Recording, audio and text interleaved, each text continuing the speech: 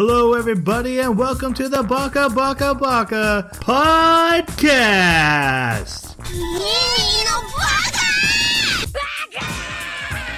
Baka. It's amazing how every time you open your mouth, you prove you're an idiot.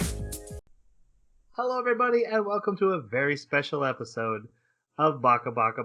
It should be 2020 by the time you hear this, but the way we've been releasing episodes, it may be 2021. This is our special year-end episode where, because we want to spend more time playing with our Christmas presents, we didn't watch an anime series and talk about it over the course of 2 weeks.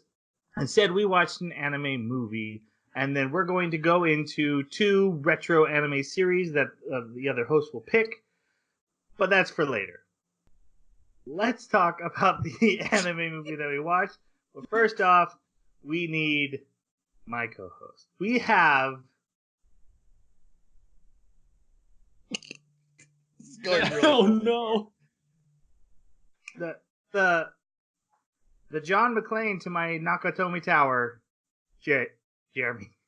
You even having trouble with my name. This was an amazing opening. Yeah, no idea. So moving on. Die Hard. Oh, who's John McClane? Are you kidding? Wow. I don't know names very Can he well. be on this podcast anymore? It's not anime, so I can't hold it against him. That's But he's fair. lucky we don't name- do a Bruce Willis podcast. The name is super familiar, but I just can't place it. It's Bruce Willis in Die Hard. Oh, that's his character's name? Yes. Oh. Wow. Oh. Oh, okay. Yeah, see, I guess it's because we haven't watched it this Christmas, so I didn't get my memory refreshed. Yeah, that's what I'll blame it on. Yeah, doing well. Playing a little bit of games in the break, thoroughly enjoying that. Playing Divine Divinity 2 with you guys, which has been a blast, actually getting to play with you guys. That's been so much fun. And then also doing a bunch of work on some MechWarrior stuff. Just to try and keep my skills going so that when school starts up again next semester, I'm not rusty. Very cool. We also have the Agent Johnson to my Agent Johnson, no relation, Jason. Is that a Hitman? It's also Die Hard. Those are the names of the 2 FBI agents. A white FBI agent and a black FBI agent show up. They're like Agent Johnson, no relation. Right. Very funny. Okay. How you doing, Jason? Man, this... Okay. It's the movie episode. No one cares. No. Quality is down. Troy barely showed up. No, I'm doing fantastic. Just slamming my head against the wall in Path of Exile. I'm sure Troy wants to hear all about it, but I'm going to spare him the details. But yeah, we got our son one of the Switch Lights, and I never thought I would buy one of those because it was like, for $100 more, you get like literally all the features, and the light is just this, it's basically a PSP, but the Switch, and it's been phenomenal for him. Like, we have a cover for it, don't have to worry about the Joy-Cons falling off and breaking. So yeah, I was actually really impressed. Like, for $100 less, you get all the functionality. You just can't plug it into a television, which for him is fine. But and I've been playing with my Ninja Foodie, which is literally an entire kitchen. Okay, guys, just a reminder going into 2020. Just a reminder that this section is to show the audience where our tastes lie in our entertainment, so they know when listening to us review stuff who they might want to align with. But This is talk about entertainment. your food ninja. No, this is entertainment, dude. 5 minutes, anything. You saw Star Wars. I was gonna let you talk about that. Well, clearly the Food Ninja was more interesting. So yeah, that works. No, I would not agree with that. How's Troy doing? I'm doing good. I saw Star Wars. I liked it. It's not my favorite Star Wars. That's enough. I walked out happy. I literally Was that walked halfway out. through? Nah. Ah, I literally walked out and said I love Star Wars, and that's good enough. Yeah. But what I do want to talk about is I've been watching The Witcher, and the plot is nonsensical because they did a weird time frame with the storylines. Henry Cavill is perfect. I just watched the episode based on the story, The Last Wish, where Geralt finds a djinn and he meets Yennefer for the first time, and I absolutely loved it. I love Yennefer even more than I already did. Yennefer has always been my girl from Witcher 3, but I love her way more now, and not just because she's very often topless in the show. Not safe for work, not safe for children. But Henry Cavill knows how to grunt exactly like the video game Witcher. Like, hey, will you do this? Yes, you're nailing this. All right, that's all I wanted to say. Cool. Let's go on to our anime movie. So we watched, because it was the very first anime we ever reviewed, My Hero Academia 2 Heroes, the first My Hero Academia movie. I had already seen it when it came out in America in theaters, but these guys hadn't got to see it. I haven't seen it since, so I wanted to talk about it, but also talk about shonen movies in general, because they tend to play a little loosey-goosey with their rules. They tend to have a lot of shortcomings compared to regular anime movies. You know, they're nowhere near Miyazaki films or anything like that. So I wanted to actually watch one this time, and this was the perfect one to watch. So let's go to our non-spoiler reviews. Jeremy, what'd you think? Certainly not my favorite My Hero Academia thing. Probably not my favorite anime movie in general. It very much fits into that episodic flavor where nothing really has consequence to the bigger story of My Hero Academia, and that kind of makes me sad. But as far as on its own, standing on its own merits, I mean, it was entertaining, but it felt very predictable. I don't think anything kind of caught me by surprise. Even just knowing that, of course all the students are going to be here. Of course they are. This even though it's called The Two Heroes, I was thinking, okay, so this is when it started. I was thinking, oh, it's going to be about All Might's history. Nope. It's about the students back at the academy. So I don't know. I was a little bit disappointed by it. But it definitely had shonen entertainment value. Okay, Jason, how about you? I liked it. It was fun. Like Jeremy said, I wasn't particularly surprised about anything, except I was like, is this turning into Akira? But yeah, me too. But besides that, it was I think it just built on the lore of the story and a little more world building.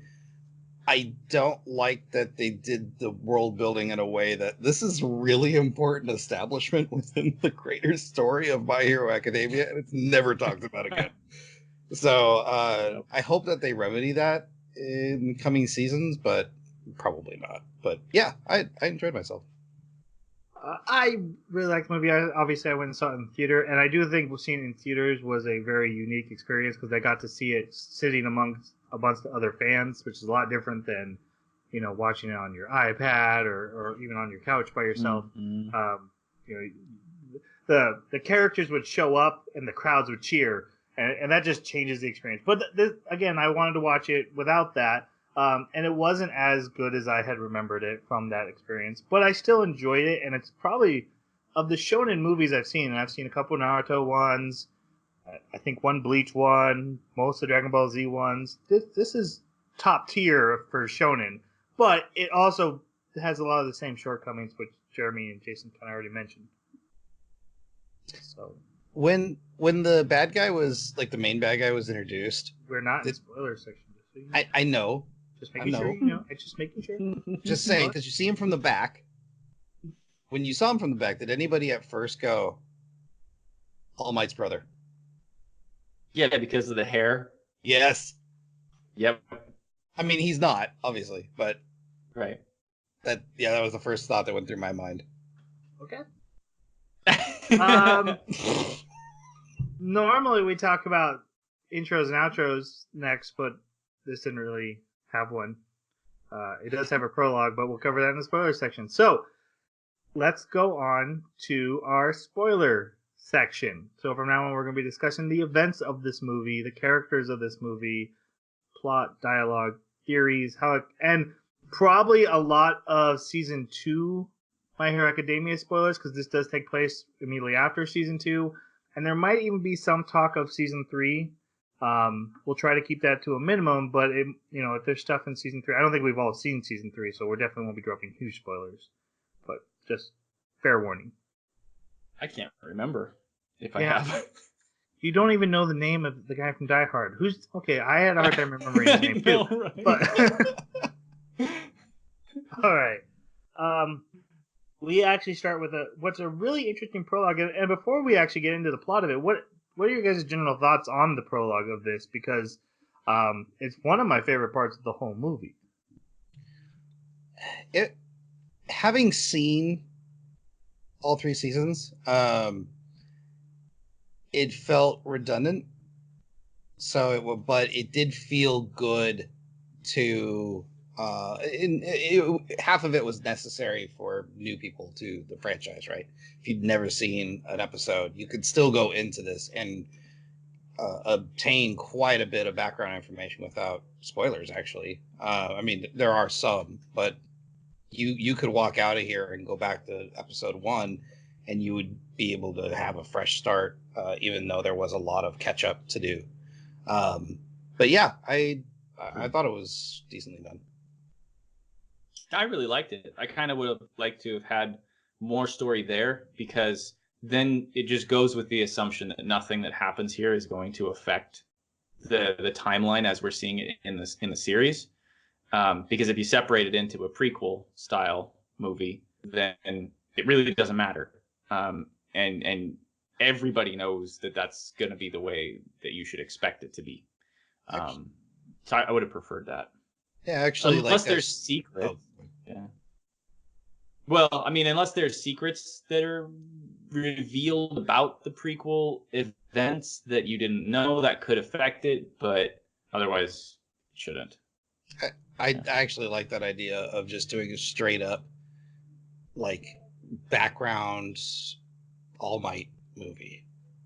Like that. Yeah. That'd be really cool to see. Well, yeah. The reason to me this was one of my favorite parts is just getting to see All Might in his prime, and also see All Might in America, because we're told he learned how to superhero in America. Like, he went to UA, but then he went to America. So when he came back to Japan, he was this. No one knew who he was. They'd never heard of him before, and he blew up on the scene. And it was really cool to see him both in his prime before the injury, and I loved how aerial he was. Like, All Might is just like flying around the city and using punches to maneuver, and I thought it was really, really cool. Yeah. So to tie into this is in the prologue we meet All Might, so we should talk about the character All Might.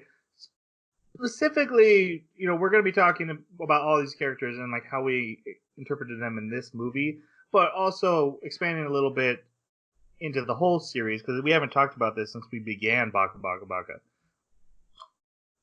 Really. We So didn't have a mini-sode? Yeah, we did a mini-sode of season 2, but we don't want to talk about characters in there. So what do you guys think of All Might? It's great.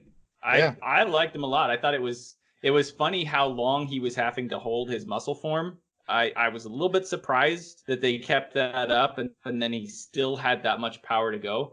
But this was in, like you said, between season 2 and season 3, so he's younger effectively and has gone through less things at this point than I guess I must have seen 3 than the things that happened in season 3. But even then, I swear, in the first season when he's introduced, I thought he said he could only hold it for like 5 minutes or 10 minutes or something. No, Still hours. It's a few hours, yeah. It got shortened after the fight with the Nomu. I believe he was Mhm. down to like maybe 1 hour at a time or something like that. Yeah, But and that was at the end of episode 1, right? yeah, but I one mean, thing, not episode 1, season 1. and I know this drives you crazy, but one thing about All Might is, whatever limit there is on him, he's going past it. I He's can got to hold go this plus for- ultra. Yeah, I can do this for 1 hour, but really 5. Well, when the Really, plot just needs him to go plus however ultra, long. that's Yeah. when he'll go. Yeah, and he'll just do it as long as he needs. It could be a week and he'd still be fine. Oh, believe me, I was complaining to Tanya about that. All right, Jason, what'd you think of him? I thought this was a really great representation of him from the anime. I mean, it felt like watching just another episode, but just longer. He's I liked we got a little bit more details on his degression of All for One. But it was also cool to see his buddy was the one that designed all his suits, and that he needed better suits because when he's in his younger days and he saves those people and he's like brand new, like his shirt just falls away. He's like, we should fix that. But he was stoic as ever. He came to save the day. But I think what I love about All Might is he's got this dual personality. On the one hand, he's strict teacher. He's safety of my students, and this is I'm the parent. And then on the other hand, he's like, yes, you broke what I asked you to do because you are a hero. Well, it's actually one of the things I love about this opening scene, because basically there's a villain rampaging in Las Vegas, and some heroes try to stop him. Started in Vegas, didn't it? It started in a casino in California. Oh, okay. Yeah. I thought it was weird that it said California. Anyway, so the guy rampaging, him and his hero, he shows up to stop him. They fight through the air. There's missiles everywhere.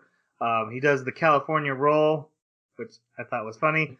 It's a California smash, but he does a roll when he does it. I'm like, I see what you're doing there. It's a sushi name.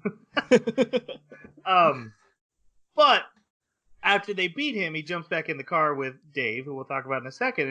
And Dave's like, all right, we got done in time. We can make it to class. And then the radio comes on. And he's like, oh, but there's another crowd. and so as a student, and this is college, but as a student, he's breaking the rules because being a hero is so important to him. And then later, Midoriya is going to break rules to be a hero. And he's like, yeah, that's my boy. I chose well. I really like that parallel and how they show that. Now let's talk about Dave. Dave, we find out this interesting was his college buddy, and is also an inventor of hero support items, which has been established in universe. That is a big faction of the heroing world, is the support items and the people who make them. And this guy's like the best of the best of the best, yes sir. I think it's kind of funny because he is quirkless, and yet he is the best of the best of the best. And we got introduced in like season 1 or 2 to quirked people that make these, that like they are geniuses, but they also have quirks augmenting their genius. And so it's amazing to me that he still is superior to all of them just for hard work. And yeah, it's possible, sure. It almost seems a little bit too good to be true for me. But like it was necessary for the story that all these people be quirkless so that Midoriya could feel more sympathy and connection. One thought I had, and Jason, we soon talked about Dave, but one thought I had is because they say again, 80% of the population has powers, 20% is quirkless. So that's 1 in 5. There should be like way more quirkless people just walking around. I agree. Because he meets later when he meets Melissa, he's like, "Oh my god, she's quirkless," and it's like that shouldn't be that uncommon. It's like if you grab a bunch of people in a room, like 3 or 4 of them are gonna be quirkless. That's gonna be normal. Yeah, if they had said like 0.3% of the population was quirkless, then I would probably buy more into that. But it was funny to see him project so hard. Yeah. So your thoughts on Dave, Jason? Dave was okay. We didn't get a lot of him, actually, is my problem. And obviously that's due to the plot, but we didn't get a lot of time with him, so he felt like a plot device. I honestly see him. I agree, but more than just a plot device, he's a theme device. Because I mean, All Might is the Superman, right? I'm going to be the symbol that the world will follow, and that's what I'm really doing. Like, yeah, I punch giant monsters too, but it's really about that just people feel hope and security because I exist. And Dave believes in this so wholeheartedly that the idea that it could go away is causing him to be rash. Desperate, yes. Whereas then the theme of this movie comes in, which is that hope and idealism can be carried on through legacy. You don't need one individual to be it. Right. Yeah.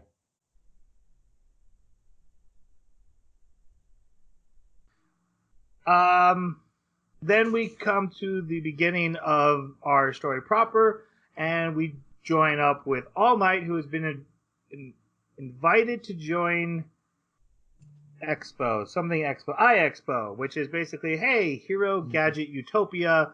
It's an island out in the ocean that moves around so no one can ever get their hands on it. It's where all the best inventors live to invent hero items. It's shared by the world, right? Like it's basically the UN. Yeah, I believe that's what they were describing. And then there's also no quirk limit rules there. Like in Japan, you can't use your powers unless you're acting in an official government-sanctioned capacity. Here, they're like, yeah, do whatever the hell you want. Shoot fire, whatever. Who cares? Wait, I thought you could use your quirk just not to hurt anyone. Yeah, I'm sure that's true. But yeah, they did say, like, you can use your quirk here. Whereas, like, you literally, the fact that in season 1 of My Hero Academia, Bakugo is running around being a bully with his powers is literally illegal. Because he can't do that. Yeah. So here, he could. But yeah, we meet Midoriya, who's been invited by All Might to go with him. All Might has been invited by a special friend, he says, which we will meet in a minute. It's not officially Dave, but it's basically Dave. And then, so yeah, they're on a private jet going to this island. Your guys' thoughts on Midoriya, aka Deku, in this movie and in general? I come to My Hero Academia for Deku. I really enjoyed him in this movie. I enjoy him in the anime. And of course, I love it when he gets lost in describing something, because he gets into so much detail that he shuts out the rest of the world while he's just trying to remember everything and just kind of information vomit everything he has. I always find that humorous. But also, he's just one of these characters that cares.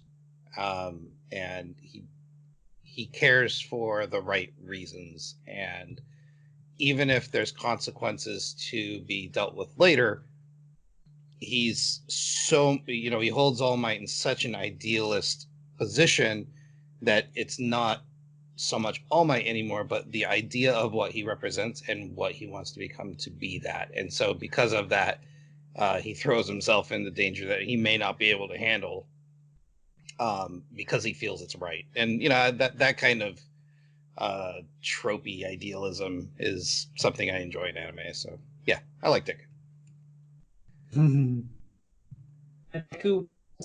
Deku, he's exactly what I'd expect from watching the first 2, possibly 3 seasons, and I like him. He's great. I absolutely do love, though, that there's this ongoing mystery throughout this podcast episode of how much My Hero Academia Jeremy has seen. Yeah. I just am not.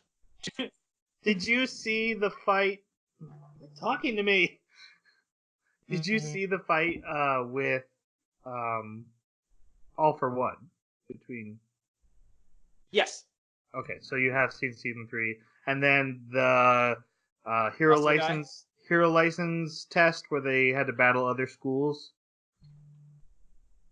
I don't remember if I saw that or not.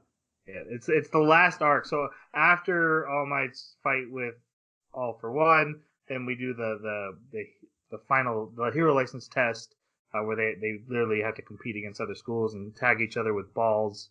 That's when they gets ganged up on. It's a good arc. I don't remember.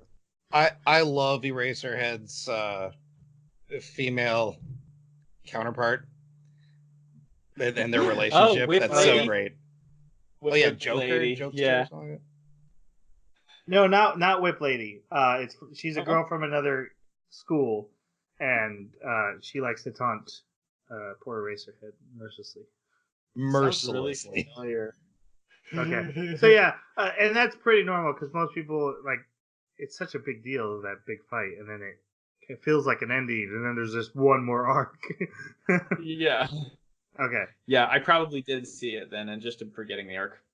Okay, and so Jeremy, you are back now, so go ahead and say what you were going to say. Deku, he's great. I mean, he's exactly what I remembered, exactly what I expected from my exposure to him in the seasons. I really like him in the seasons for his innocence and for his sincerity, and all the things Jason said too. Totally agree. Deku's great.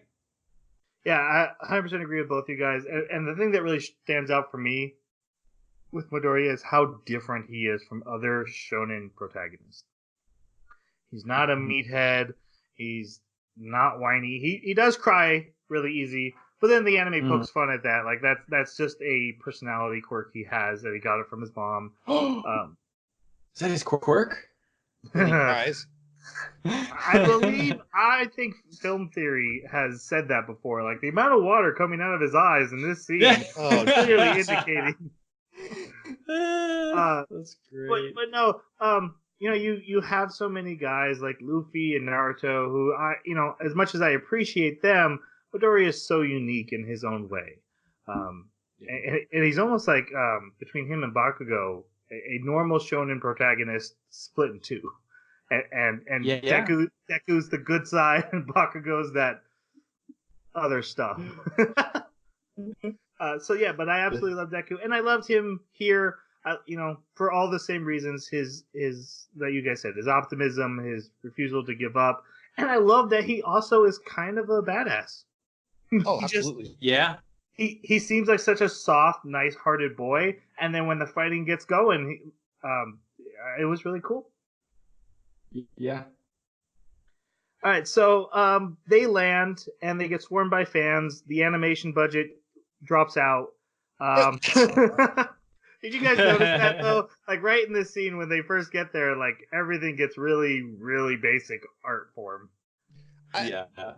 One thing that I noticed in this movie that was unsettling from what I've seen in the anime, close-ups of All Might's face when it doesn't show his blue eye in there is really creepy. He almost looks it's evil. super, super creepy. Like these soulless black eyes and this big white smile. I'm just like, the screen's about to start turning a shade of red and someone's about to die. 100% deflated All Might still gives me the creep. His face is so creepy. Yep. I love how his mouth, like, there's no edge. Like, he has no cheeks. He's like he's drawn from a different entity. It's very unique. I'll give it that. They meet the character Melissa. Now, this is Dave's daughter and kind of our temporary romantic interest, kind of, but shonen anime do this. They introduce a side character for just this movie that doesn't not part of the series, so she doesn't know everything that's going on. So the audience can hear, oh, this is Deku's power, and here's Bakugo's power. So someone can tell somebody, but also, and this happened in almost every Naruto movie where they're like, oh my god, this hero is amazing. And it's like, yeah, we know. We've been watching the show. We get it. And that's what Melissa's role is. So that's my take on her. She's kind of that necessary evil that every shonen movie has, but she serves almost no purpose. What did you guys think? A very decent reflection of what you just said. The relationship that her and Deku established throughout this movie is way stronger than it needed to be, and also it ends up being completely inconsequential. As far as her as a character, I enjoyed her as part of the show. She wasn't as much of a plot device as her dad was, because we got a lot more time with her. And the plot device moments for her were very easily explained because she lives here, right? She knows the system and she's extremely smart. I think the one thing about her, and actually it's more of a nitpick on the island, we have this nearly like small island size floating island that's supposed to be unfindable. Like that just is weird. Sorry, side tangent. Jeremy, what'd you think of her? She was fine. I actually thought it was kind of cool. The relationship that the two of them had, in the sense that they both didn't have quirks, and so he was getting encouragement from somebody who would know exactly what his issues were, and his own self-doubt. I did think that at the same time, just like you guys were pointing out earlier, way more people should be without quirks. And so this shouldn't be such a big issue, but I guess because it is for Deku, maybe we're just seeing the world through his eyes, where like, unless somebody tells him that they don't have a quirk, he just assumes they do. Maybe that's what it is. But I don't know. She was very tropey. She basically figured I thought it was interesting that she figured everything out. Like, she even figured out that Deku was basically picking up the torch for All Might. I don't think she's figured out that he's getting All Might's power necessarily, but maybe she did. I mean, that thing that she gave him, she says it can take 3 blows at All Might's full power, and he destroys it. So she knows his power level. So I don't know. She was interesting. I think that it's a pity that we aren't going to see more of these characters in future seasons, and I kind of hope that they do bring them in. Okay. I honestly don't know if I should bother, because it's really not important, but I don't think she knows his power level. She obviously recognizes it's a similar power set to All Might, but she made the gauntlet for All Might and said it could survive 3 of his punches, and then Deku's like, okay, transfer that over to me. I can use this 3 times at full strength, but because she's only ever seen him use 5%, the 5% full cowling. Right. Who, Deku? Yes. But she noticed that he had scars. He shattered the gauntlet. Yeah. Oh, yeah. No, so you're right. She's seen it. But at the time when she gave him the gauntlet is what I meant. When she said the... Oh, no, I agree. Okay. I think there's a moment during the last fight where not just her father, but she also is like, oh, I think I see the two of them together. You know, they look so similar. And I think that's when it dawns on. Also, why is every member of Class 1A not figuring that out? Okay. Right? Exactly. We'll come to that scene. So yeah, Melissa shows up, and she's the one who sent the invite, and because her dad's been working on a secret project, and he's finished, and so to celebrate, she invited Uncle All Might, or Uncle Might, weird name. So they go visit Dave. We also get to meet Sam, who, look, I just feel bad for Sam. He's like this frumpy guy, and he seems like, I thought he was a background character when I first saw the movie, and then he ends up like an important part of the plot, and he kind of gets crapped on, and he's not evil, but he's not a good guy. I just wanted to get paid. I just wanted to be paid. He's like, I'm your assistant. No one's gonna remember I existed. This sucks. Yeah. And he dies for it. I feel bad for Sam. Do you think he really died? I don't know. Okay. I mean, does anyone ever die in this anime? Right.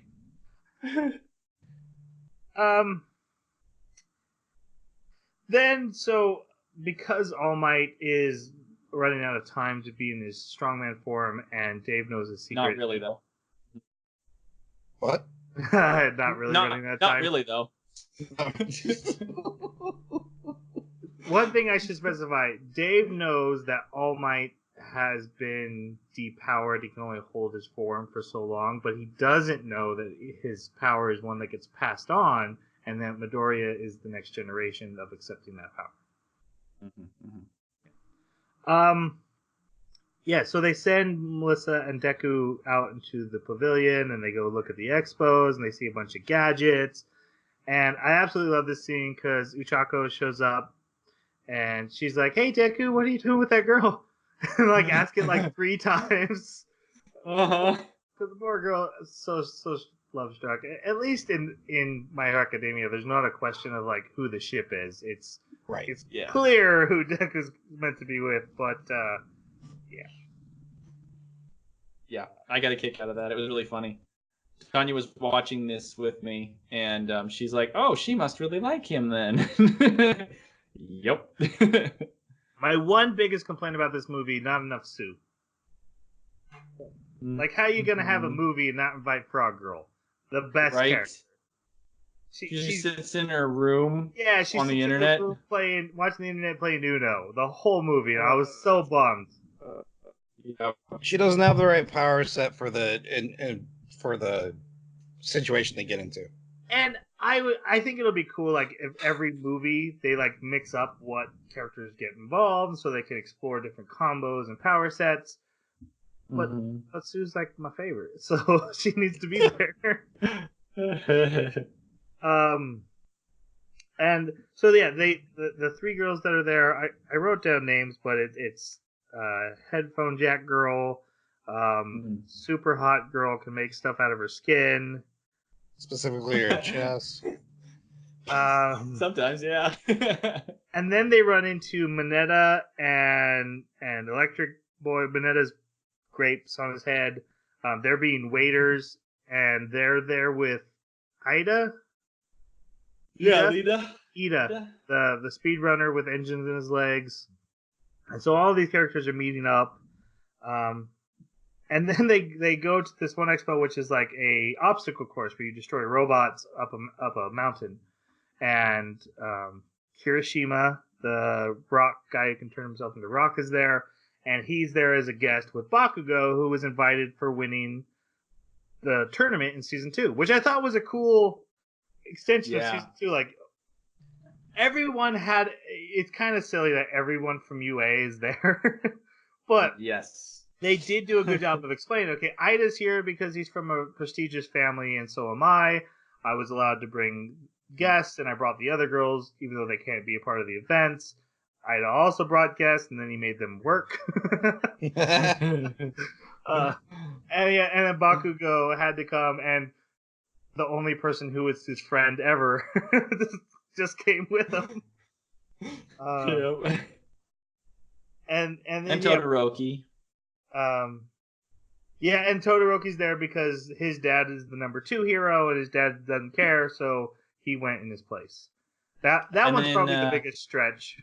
Yeah. Oh, I don't know. What about elbow tape guy and big lip guy? Yeah, Sugar. It showed them in the diner. Sugar Rush. Were they brought with Ida? I don't remember if he said anything about them. I don't know enough about their family. I don't think we got an explanation for why they're there. Even Darkwing was there. Well, I call him Darkwing, Darkwing Duck. But it's the Dark Raven guy. Yeah, creepy bird teeth guy. He's the only one with a bird head. Yes. It can't be that hard to identify him. Right, but he's also got teeth in the beak, and that's it's true. You're right. You're right. Darkwing Duck. And he's there with whoever the other person is that we haven't named yet, because the whole class is there. I think, like, everybody's there. The guy who talks to animals isn't there. That's the only one I can think of. Let's move on. Okay. Yeah. So they make Deku run the course, and he gets second place right behind Bakugo's time, which pisses Bakugo off. He's like, I'm going again. I can't let you be close. And then this is how Todoroki is also introduced. He steps onto the course, makes one giant icicle avalanche, and wins instantly. And this is also how Melissa finds out about Deku's power and abilities.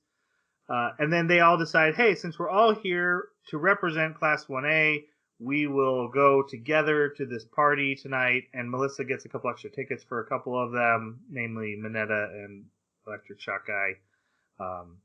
And so they're all going to go together. And then Melissa takes Deku and is like, hey, I noticed you are very similar to All Might in your abilities, and I built this bracelet / gauntlet / glove / whatever you want to call it for All Might, and it's to strengthen his arm so it can't get injured during a punch, and it's not perfect though because it would break after like 3 of his punches.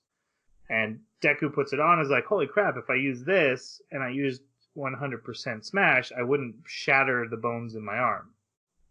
Mm-hmm. Yep. And later he has this is clearly his upgrade to survive the movie. Yes. But I love the explanation they gave of like, oh, you're wearing it. He's like, yeah, I don't know how to take this off. I love that. You just smacked it on me and I don't Yeah. know what to do. Yeah.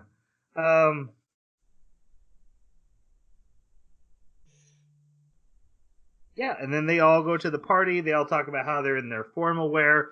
Bakugo and Kirishima go separately. They don't care about, or Bakugo doesn't care about hanging out with his friends, and they get horribly lost in the tower. They just start wandering around. It's supposed to be going down, but somehow they went up. Yeah. And then the party starts, and terrorists attack it. And I use Die Hard references on purpose at the beginning of this episode because I realized watching this the second time, like, oh, this is Die Hard. You know, it is terrorists who are there to steal something. In a large tower. Lock down a tower. Some people who weren't supposed to be there start mucking things up, and but yeah, basically they take over the island's security. They took over the island's security. They use the robots there to tie up all the heroes, which apparently is strong enough to bind even All Might.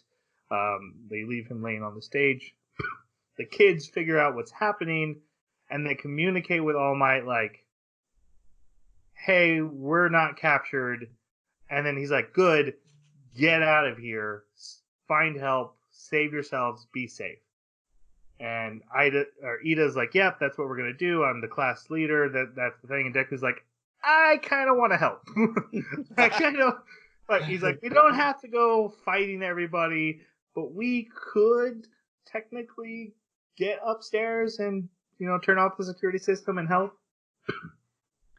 And Deku convinces the whole class eventually that, yeah, we should do this. It very much reminded me of season 3. Where he convinces, like, let's go save Bakugo ourselves. We should. We're not supposed to, but let's. And I love I remember that. It's the exact same thing of, like, trying to convince Ida specifically. Like, he's like, no, go. We're not doing this. He's like, okay, but what if we do it in this way to where we won't get in trouble? He's like, okay, but if anything goes bad, I'm pulling the plug. And he never pulls the plug. Yep. It's always too late. The villains take David and poor Sam. Sam ends up being a jerk, but again, I feel bad for him. They take them to help them, do whatever they need to do. Deku and the group starts climbing. They have to go up 200 floors to make it to the top. This is very rounded out, and they go up a bunch of stairs, and eventually Metal Gate starts shutting down, trapping them, and so they go into what they call a plant factory. It's where a bunch of experimental plants are being grown for heroes. There was an explanation. I don't. Has it ever been established that Ida can bust steel with his legs? Yeah, I don't. Yeah, I was upset with that. That seemed odd to me. Upset with that. has been established that his kick is super powerful.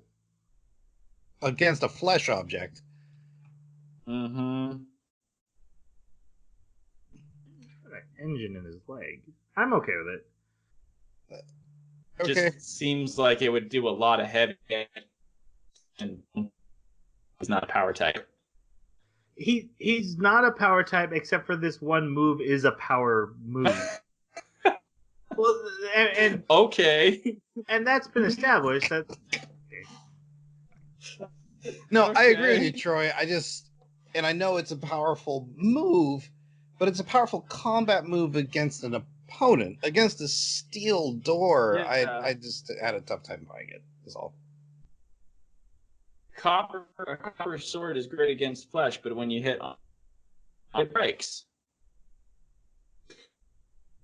yeah, but he's got an engine in there. Okay. Oh, I mean, he does. He Is it? literally has metal in his leg. We don't know how much of it is metal. I don't know. That's like saying, well, he has the copper sword is being swung by a lever, like it's being used as a lever by an engine, and maybe it's reinforced in the back end. That doesn't mean that the front's not going to get No, open. it's Well, like let's- saying inside the copper sword is a steel core. Okay, instead of using these weird but how metaphors that you guys deep? are trying to make work, let's for the sake of the situation, say he's got Terminator legs, right? It's complete robot leg and Yes. just covered in skin. Wouldn't the skin just have ripped off at that point? Yes. Yes. Counterpoint: what if the doors are actually made of flesh and just steel colored? Okay, all right, That's there fair. we go. That's I fair. see where your argument is going. Oh, before we get into the next scene, by the way, it is important that we point out that in order to get Ida to go along with this, they were under no circumstance going to fight villains. Yeah, Like that was Not the allowed to. agreement. No fighting all. villains. And the reason the gates have come down is because the villains have realized there's someone running around the tower. And so they run into this plant factory, and they notice the elevator's coming, so villains are coming to stop them, so they all hide. And the villains come out looking for them, and Bakugo and Hiroshima just walk through like, what's going on? And they're like, yeah, those are villains. And Bakugo's like, fine, I'm going to fight them. And then Todoroki also shows up, Yep. and he's like, Oh, he was with them. He was with the class students that went yes, up there. he was. That's right. And so he sends them up to this is a multi-floor room for these plants. He sends them up to the top to the catwalks up above, and so Todoroki, Kirishima, and Bakugo take on these two villains. One guy is basically like a fat Hulk. Yeah. He powers up and he turns purple and he gets super strong.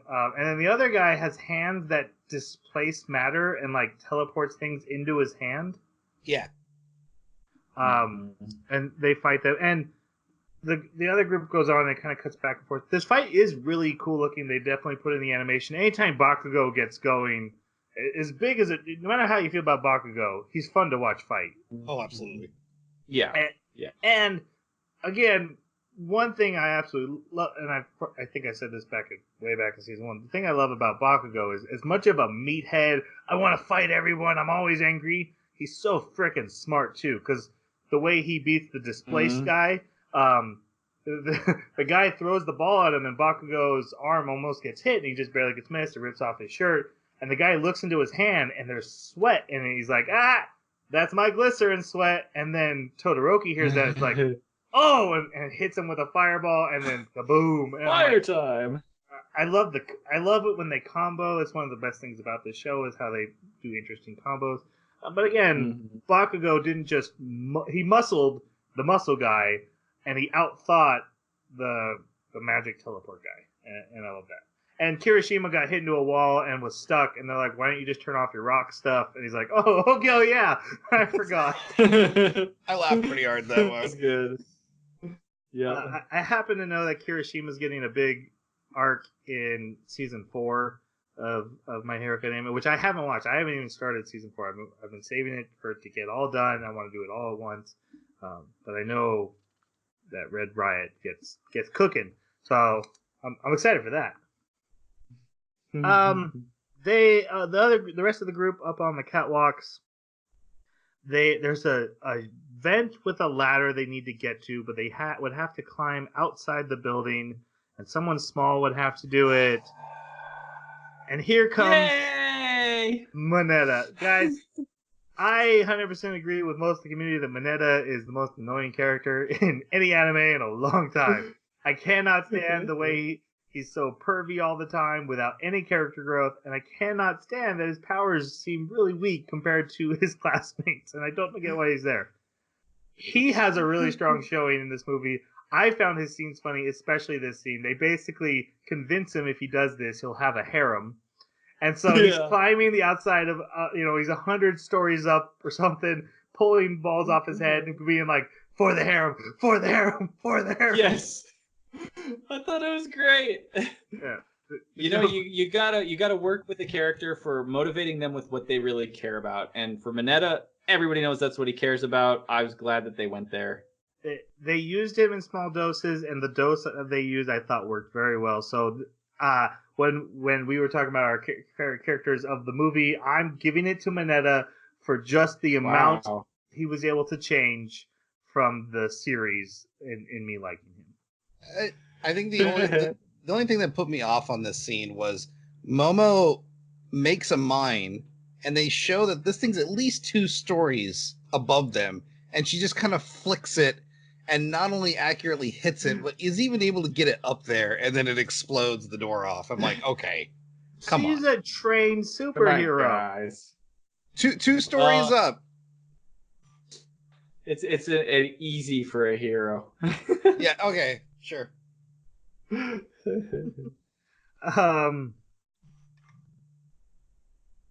When they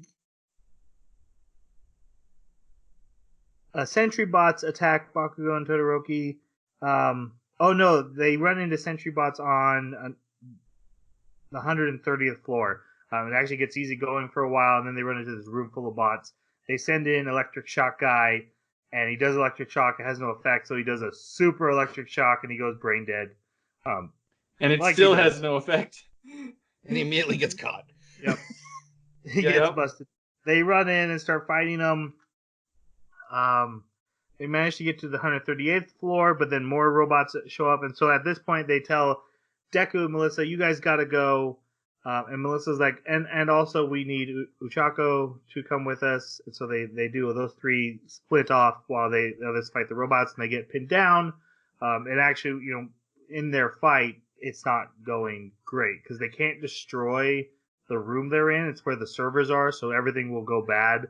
Like if they do any damage, so they're having to try to glue the robots down. And of course, in My Hero Academia world, no matter how powerful you are, everyone has a limit. Everyone has a cost to their power. Not really. Plus Ultra. Jeremy. A limit is just a thing of the mind. Plus Ultra. Yeah, yes, but anytime they establish someone going past their limit, there's been a cost to it. Especially like season 2, Deku. It was like re-breaking his fingers. Well, from now on, he has a scarred hand, and he has to be careful of how he uses his arms. Yeah, you're right. The vast majority of people, they hold Ultra, not Plus Ultra. Oh my!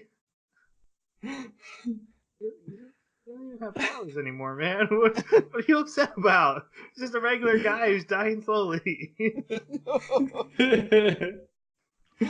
Well, yeah, but not in this movie. Not in this movie, no. That's right, no. So the 3 that got away, they reach a room full of fans. It's the wind generator room, which is another multiple stories. We need to reach that ladder way up there. So the plan is Uchako will send them floating up, Deku and Melissa, and so they can reach that ladder. She does, but then a bunch of bots come in, and they're like, you have to turn around and fight. She's like, no, but then I'll drop you. And then Todoroki, Bakugo, and Kirishima show up and help. But things still start going awry. Deku gets off course. and they have to do a power combo move where they tilt one of the fans and throw fire through it. The reason this exists is Bakugo has to be told what to do, and he gets pissy about it, but he still does it. So Bakugo actually uses teamwork, and then it calls back to Todoroki. He's using his flames to help, which is a callback to season 2 when he was scared to use his flames. He didn't want to use them at all, and now he's been hesitant ever since. He hasn't quite gotten over that completely. So Deku makes a mental note, like, oh, he's using his flames to help. That's how much this matters to him. He's in, which was nice. As a continuation of the story. Because one thing I want to talk about when we get to the end of this is how this movie fits in the canon. Like the events that have happened before matter to this movie, but the events that happen after don't, and how I feel about that. So yeah, Deku and Melissa, he's able to smash, and they get back into the tower. They're attacked by a sword guy on the stairs, and Melissa helps Deku, but she gets cut, but he's able to defeat him. Which pisses off Deku. Yeah, he's not happy that someone got hurt on his watch. Yeah. Tanya asked me, did Deku just kill him? I was wondering the same thing. It sure looked like it, but no, Deku's too nice. He smashed him into sleeping. The sleeping town. The guy he's got this ability to like kick walls and not damage his skin, so it's okay that he face planted into walls. Oh, they're so soft in this universe, so very soft. That's right. Yes. They Detroit smash him, so it's okay. That's true.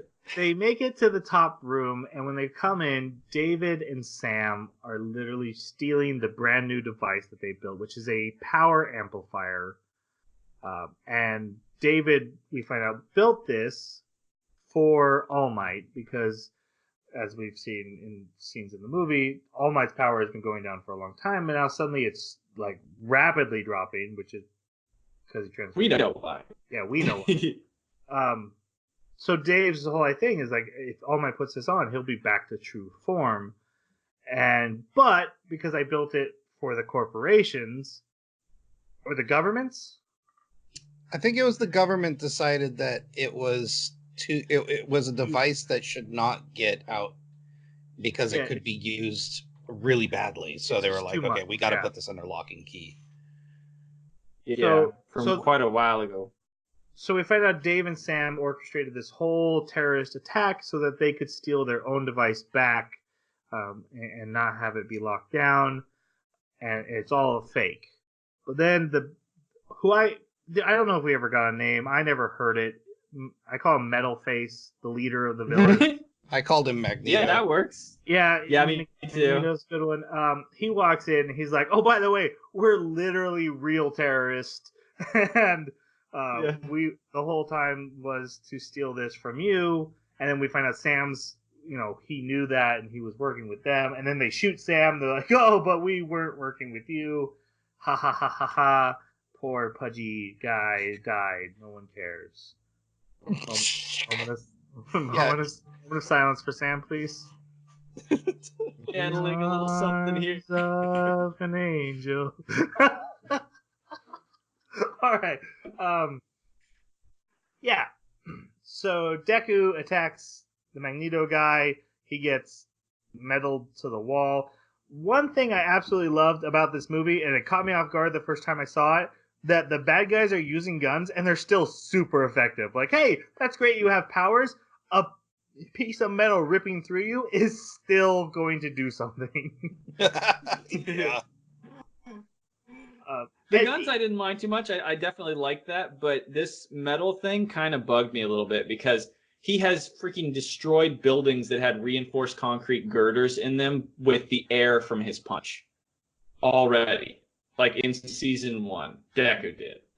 So, I don't know, just seeing a few pieces of metal be grabbed and thrown and pin him to the wall was like, it doesn't seem like an equal level of restraint to what we've seen him be able to exert over metal. Okay, but one thing you have to take into consideration for this particular event that was happening, Deku didn't want to just start attacking because obviously he ripped himself from the wall pretty easily, but he was concerned about Dave and Melissa's safety. Like, he knew that because there was guns trained on them. There's also, he's only using 5%. He has to literally focus now to push the power to all his muscles, which he can do pretty readily. Like, he can hold that for a long time, and I'm sure it's probably not hard to switch over. But if caught off guard, he could be pinned to a wall for a moment and then realize, like, okay, no, I'm free. I have the strength to do that. So I bought it that for the story beat they needed, Deku was just momentarily pushed to the side and then just did what he needed to do.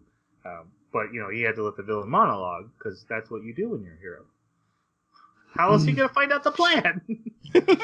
Yeah, I know. It's just such tropey writing. It is very tropey writing. I agree with you there.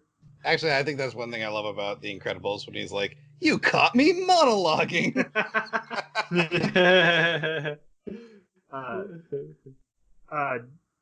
Oh no, I forgot. He shoots Sam, but Sam doesn't get hit. It's Dave.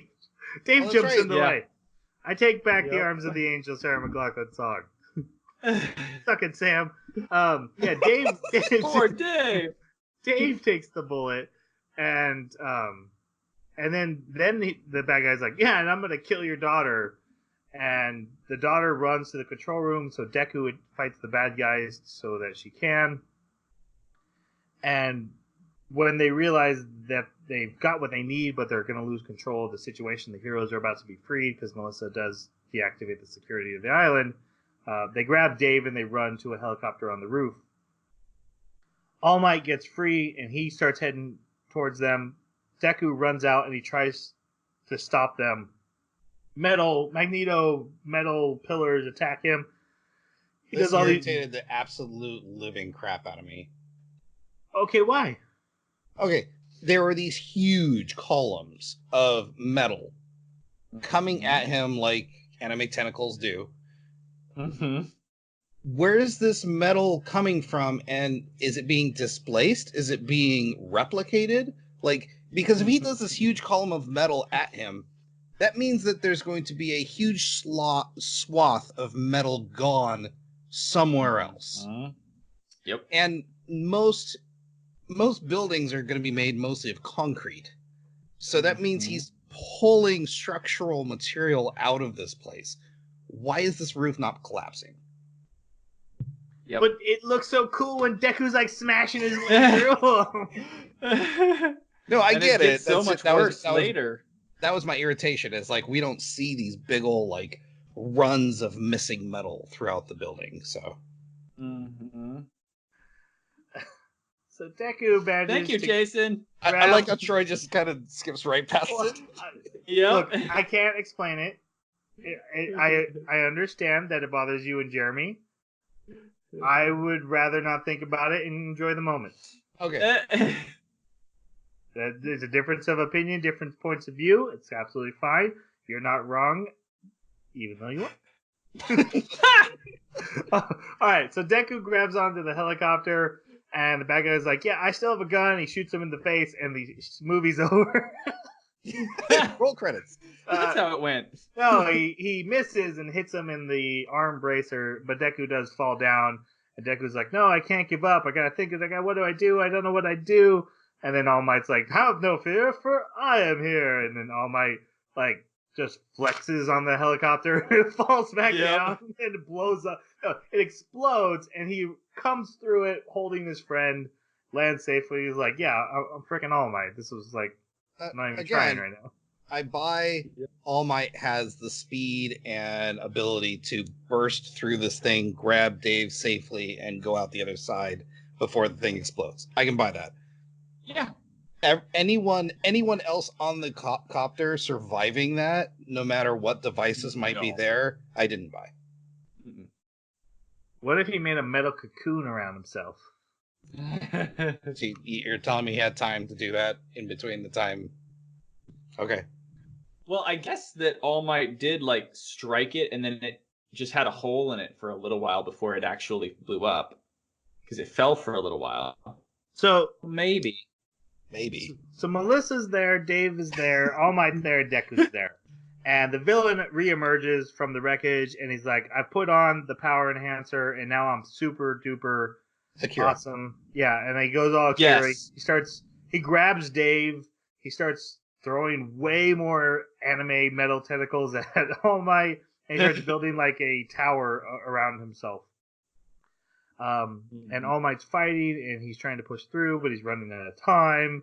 And then the rest of Class 1A shows up, and they start helping. And he's like, well, if my students can do it, then I have to keep trying. Yeah. And are we buying that ice can block these huge pillars of metal? Oh God, no. I'm not. Sorry, Troy. Okay. I think we should just put a stamp on not scientifically accurate from here on out. Well, I think it's more of like consistently accurate. Like his ice was being stopped and broken by those two heroes that he encountered previously, which were just thugs of this guy. So this guy's ability is on a tier way above theirs, where it's like pummeling All Might. Anyway, I don't know, consistency. All Might breaks through. He goes beyond. Past He goes his plus limits. ultra. He goes plus ultra. He reaches the villain, and the villain like slaps him down. And the villain's like, "Oh yeah, I also have super strength." And he's like, "Wait, you have multiple quirks? How is that?"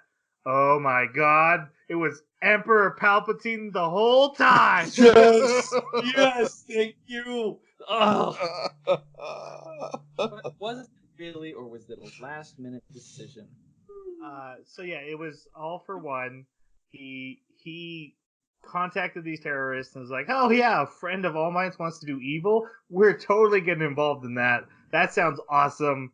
And I'm gonna give you a bunch like more powers. You go do whatever you want to do. Just make sure that you like kill All Might if you can. I don't care. I'm gonna fight him next season anyway." Yes. So was this a Nomu, or was this just a regular guy that villain that he gave extra powers to? Regular guy, because All for One can switch people's powers around. Yeah. Okay. Cool.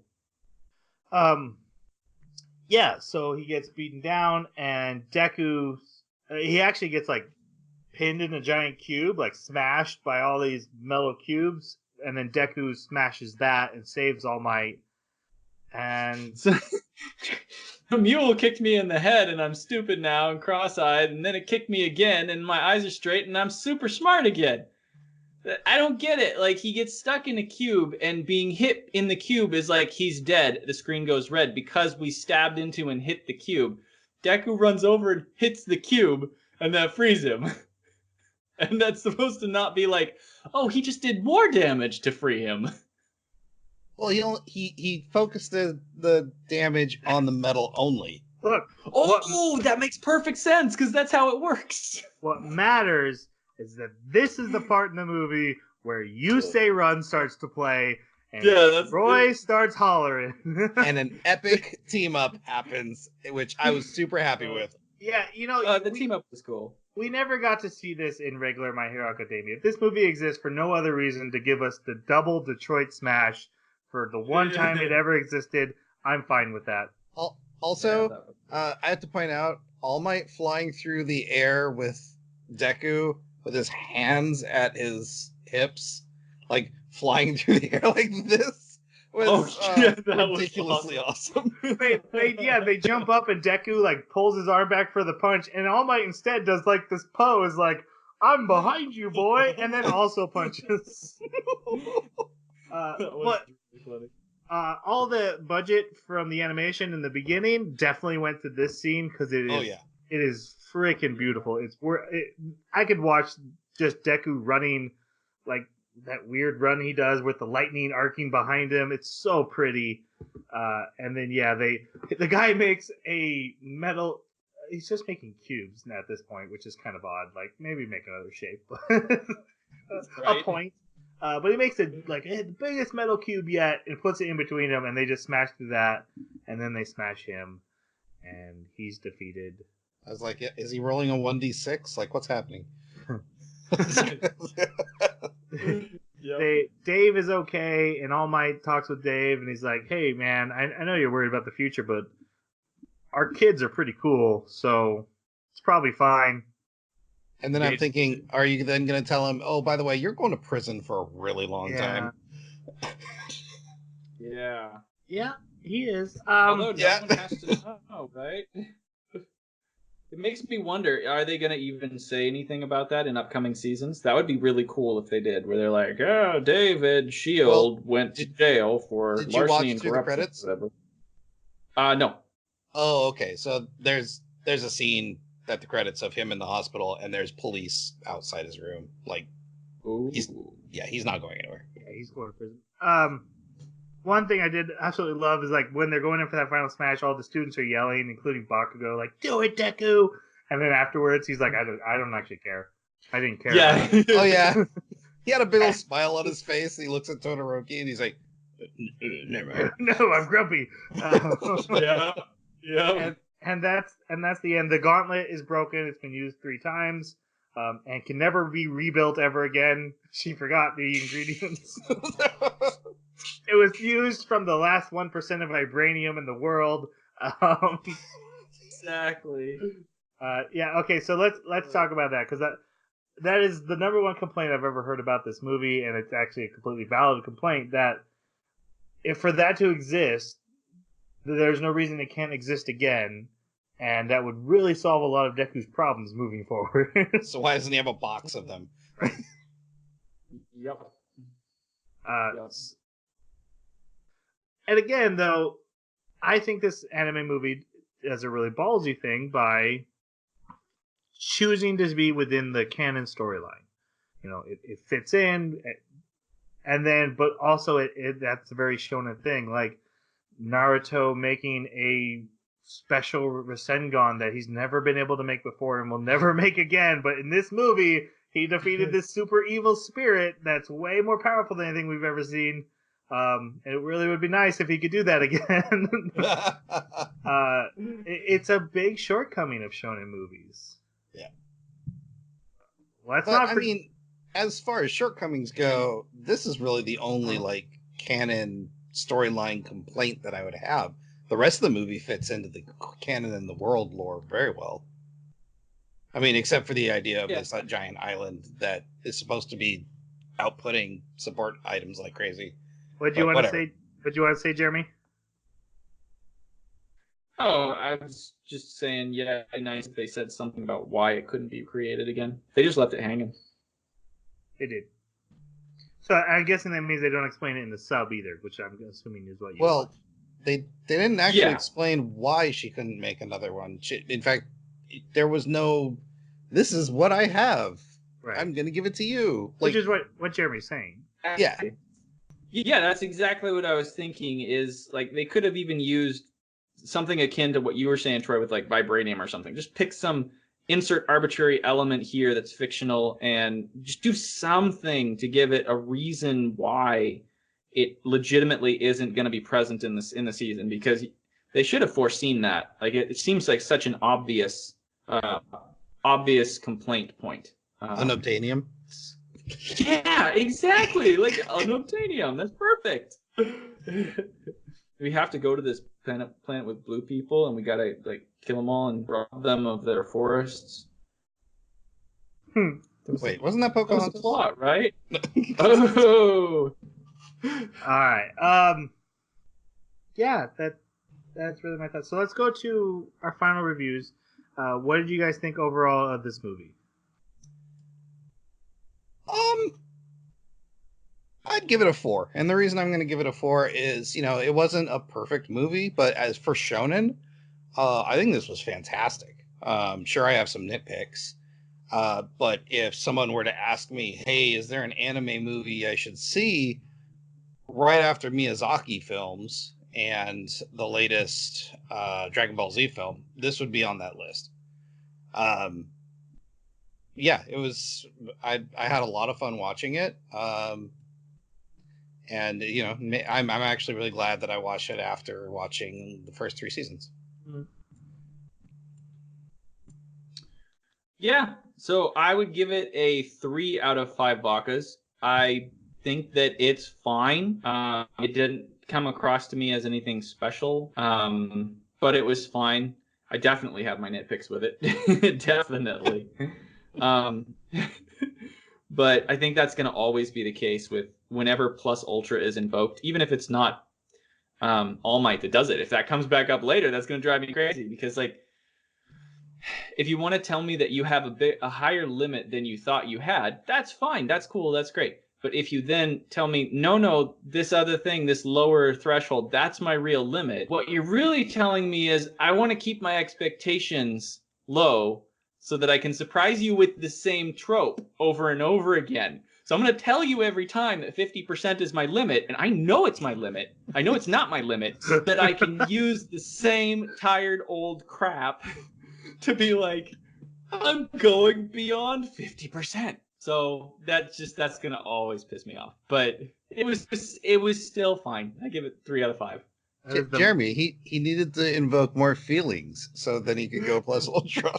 That's exactly it. It's like a tired cliche to grab your feelings and be like, I'm not my limit. Not really, I'm not. You know I'm not. That is the most cynical thing I've ever heard.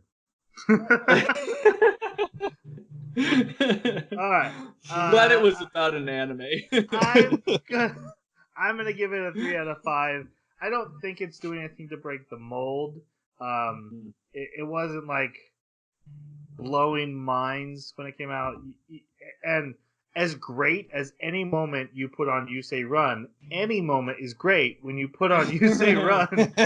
So it's almost like a cheat at this point, and so I kind of wish you had done something else, or more.